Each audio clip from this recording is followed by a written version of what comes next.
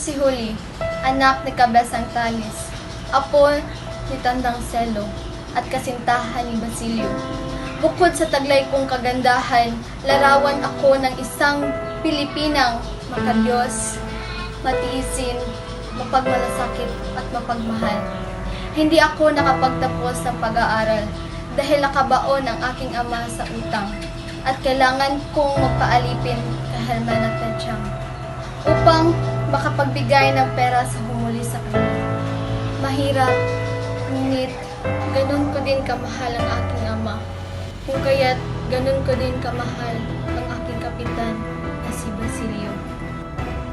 At dahil sa kagustuhan ko mapalaya ang aking pinakamamahal na si Basilio, ay lakas loob akong humingi ng tulong kay Patrick Camora na kahit alam ko ay meron itong pagnanasa sa mga kababaihan at marahil.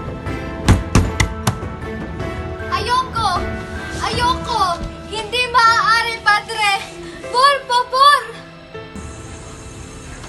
Muli, ako si Juliana, o mas kilala bilang Huli, at sumisimbolo sa sagisag na kadalisayan ng mga kababaihan at kamusmusan ng babang karakter noong unang kanyang kapanahonan.